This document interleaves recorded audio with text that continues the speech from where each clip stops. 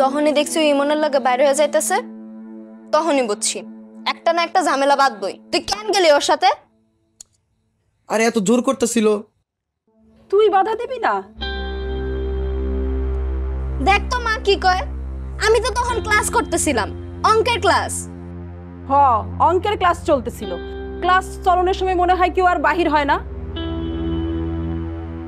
কি যে কস না তুই।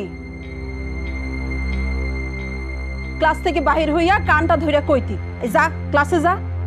যখন তুই বুঝলি যে তোর ভাইটারে মোটরসাইকেলে নিয়ে চলে যাইবে তখন তুই বাধা দিবি না?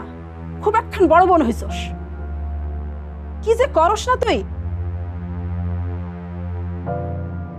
বাবা তুই কিছু খাবি? কিছু তো একটা খাইতে হইব, না হলে তার ব্যথা কমবো না। আচ্ছা দুপুরে কিছু খাইছস?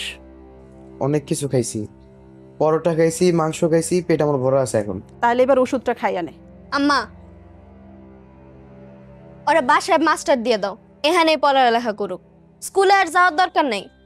স্কুলে ইমন আছে, লগে আরো অনেকজন আছে। মা আমার কিচ্ছু হয় নাই, আমি স্কুলে যাব। স্কুলে যাবো না কেন আমি? দরকার নেই। এই রাজু কেমন আছে?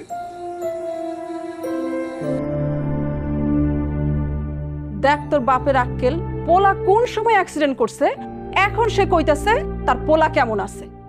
আরে পোলা ঘুরে ইমনের পিছনে আর বাপ ঘুরে তার বাপের পিছনে। আর তাগো আবার দিনের বেলা পোলাও মাংস রান্না করে খাওয়ায় না। হায় রে আমার কপাল। যাই তাহলে রান্না বাড়া কইরা আসি। রান্না না কইলে খামু কি?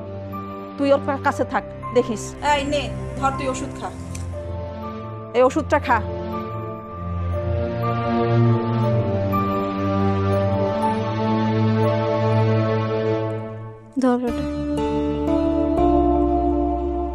এই নে ওষুধটা খা আর তারপর ঘুমা।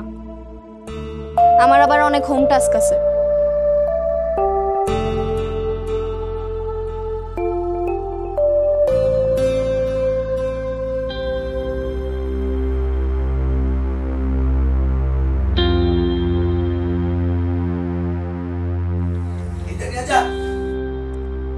চিল্লাস কেন?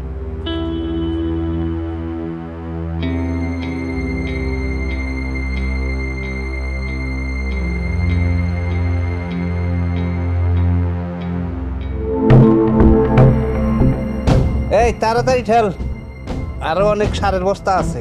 রাত্রের ভিতরে এই মাল দিয়ে আইনা শেষ করতে হইব।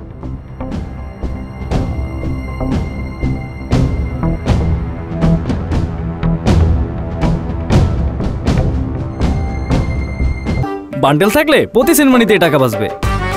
বিকাশ সেনমানি বান্ডিল কিনে জিতুন প্রতি লেনদেনে।